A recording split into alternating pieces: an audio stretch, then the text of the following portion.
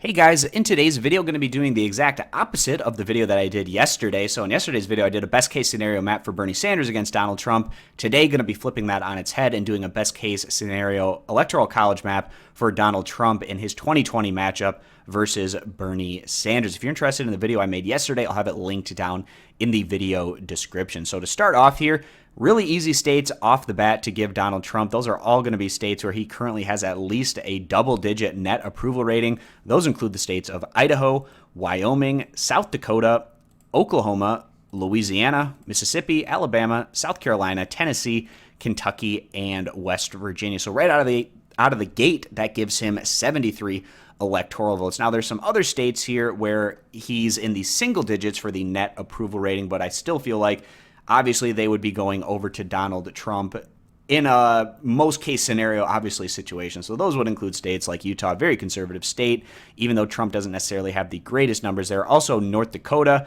where Trump is 6 points to the net positive. Now, Montana, I think, could be relatively competitive between Bernie Sanders and Trump, especially if we take a look back at 2016. Bernie Sanders, he did his best head-to-head against Hillary Clinton in their primary and caucuses in these upper Rockies states, as well as going into the Great Plains. This was definitely the region of the country that he performed his best. And in Montana, we've seen Democrats able to win statewide elections there. The governorship, they just won the Senate race there in 2018. There's another likely competitive Senate race there in 2020, and Trump is only 3 points net positive approval in Montana, so it could potentially be close, but obviously going to be giving that one to Trump in his best case, and also a state that tends to go for the Republicans in presidential years. Also, Alaska, another state where Bernie Sanders did very well in back in 2016, but Trump dominated in the state in his head-to-head against Clinton. You would expect him to carry that one in this scenario. And then going down into the Plain states here, Nebraska tends to be very consistently Republican, obviously, minus the 2nd congressional district,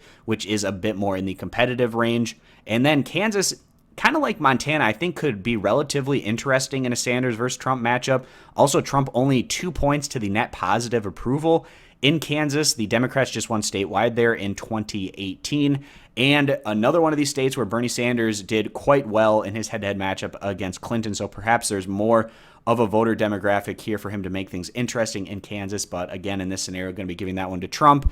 Also, Missouri been trending more towards the Republicans in recent election cycles, and Trump absolutely dominated Hillary Clinton here back in 2016. So going to be continuing to give him that state, as well as Arkansas. I'm actually kind of surprised that Trump isn't in double digits positive net approval rating, but still pretty close there at positive 9 percentage points with his net approval. Now moving down to what is an extremely important state for the Republicans, and that's Texas. Now, Texas is becoming a bit more competitive. We saw that in 2018 with Beto O'Rourke, and I'd expect over this next decade where the demographics are continuing to get better for the Democrats, and also their voting bloc is starting to do a little bit better in and around the major population centers within this state. So likely to be trending more towards a toss-up probably over the next decade or so, still leaning towards the Republicans at this point in time. And Trump defeated Clinton here by around 8 or so percentage points back in 2016. And in his best case, going to be giving him obviously the state of Texas as well. And now I want to talk about 4 states that have a decent amount of electoral votes that Trump won back in 2016 that he would be taking here against Sanders in this scenario. So that would be Arizona and Florida. Both of these states have older demographics and populations as well, where Sanders doesn't necessarily do that well in terms of his polling numbers. So that could be an avenue for Trump to continue to carry these likely competitive 2020 states. And then also Georgia, you would expect him to take that one if he's able to take Florida. And also North Carolina had a similar margin for Trump in 2016 in comparison to Arizona, and could be a situation here where it's likely to be competitive, but you could still obviously see Trump get over the line and take those electoral votes. So that puts Trump up to 223 votes. Now, at this point in time, I'm going to start giving Bernie Sanders states that you would expect to be very safe for him, even in Trump's best case scenario. So that includes Washington, Oregon, California, Hawaii, New Mexico, and I'm also going to throw Colorado into that mix as well, a state that's been trending very blue in recent years. And then obviously moving over into the Midwest with the most Democratic leaning Midwestern state, Illinois, would be pretty safe for Bernie. And then in the Northeast, you'd expect Bernie to do extremely well up here. Democrats tend to do well up here in general, but I think even more so for Bernie, obviously taking the state of Vermont and the neighboring state of New Hampshire, which was actually extremely competitive between Trump and Clinton back obviously in 2016, but there's not a lot of love for Trump in the state of New Hampshire. He's 19 points to the negative on his net approval, and also he's 15 points to the negative on his net approval there.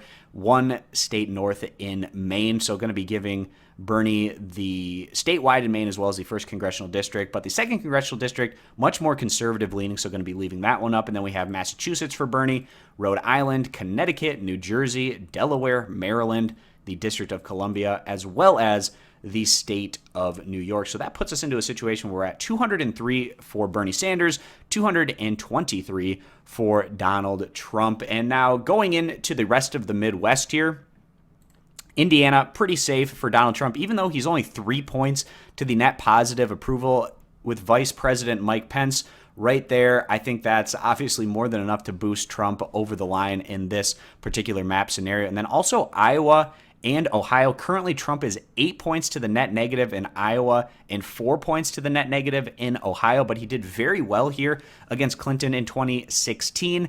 These are states that Obama won in 2008 and 2012. They can be swing states, but Trump did so well in these two states in particular that in his best case map, you would definitely continue to give him those two results. Moving over to Nebraska's 2nd congressional district, can be very competitive, but obviously Trump won it back in 2016, continued to carry that one in a similar case over there in the 2nd congressional district of Maine. Now going over west to Nevada. This is a state that's trending more so towards the Democrats. They did very well here in 2018, winning the governorship as well as flipping a Senate race. Hillary Clinton won the state in 2016, and even in a best case for Trump, I would still expect Bernie to carry the state of Nevada, which is becoming a stronger state for the Democrats and more consistent for them. And another state like this, I would say Minnesota. Not a lot of love for either Trump or Clinton in this particular state. Clinton was just able to eke out a victory there in 2016, but Sanders dominated Clinton here back in those primaries back in 2016 in the state of Minnesota. Trump has a net negative approval of -13, and of all of the Midwestern states, other than Illinois, this one is one of the more left-leaning. Now we just have 4 states left, very key states. So going down and talking about the state of Virginia, you don't have Tim Kaine almost certainly on the ticket this time around. With Bernie Sanders being the president, he would almost certainly not pick somebody, obviously, like a Tim Kaine. That was really beneficial in pushing Clinton over the line, and it was relatively competitive for Clinton versus Trump in Virginia. And Virginia's actually been a state that's been trending more so towards the Democrats. Perhaps there's a little bit of backlash, though, given how some of the upper-tier Democrats within the state have been having their controversies, particularly with the governorship there, for instance, in recent years. Perhaps that trends this one back towards the Republicans a little bit. And maybe not necessarily a state where there's overwhelming love for Bernie Sanders. Obviously, Clinton winning this state back in the 2016 primaries and actually doing so quite convincingly over Bernie Sanders. So perhaps the type of Democratic voter in Virginia isn't your Bernie Sanders style of Democrat, and maybe that's enough to where Trump could possibly pick up this state in Virginia, especially with not having Tim Kaine as the vice president to help push that Democratic ticket. Maybe that makes things a little bit tougher there. So then we have the 3 key states left here, Wisconsin, Michigan, and Pennsylvania. But if Trump was able to pick up Virginia in this scenario, that already puts him at 273 electoral votes. Now, there's a lot of consensus out there that Bernie Sanders would perform better in these 3 key states than what Clinton was able to do. He's likely to perform better amongst the white working class voters in these particular states. But there's also an argument that a lot of people don't necessarily talk about, and that's the importance of the African American vote in the population centers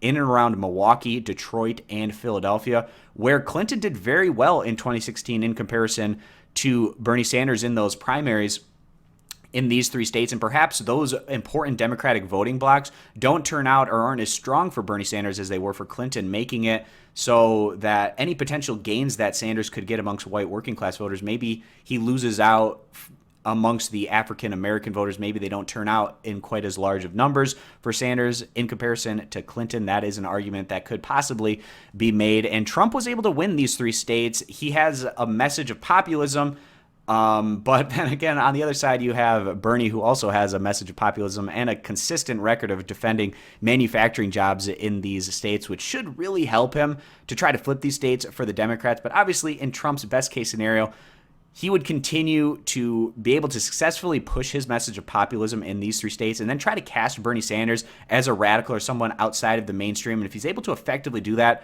perhaps he is still able to keep these states of Wisconsin, Michigan, and Pennsylvania. Now, if we look back again at 2016, Sanders was doing around 10 or so percentage points better consistently than Clinton in his head-to-head against Trump in these three key states, but also we never got to a situation where it was a general election between Sanders and Trump, where Trump would be going in and attacking Sanders and trying to whittle down those numbers.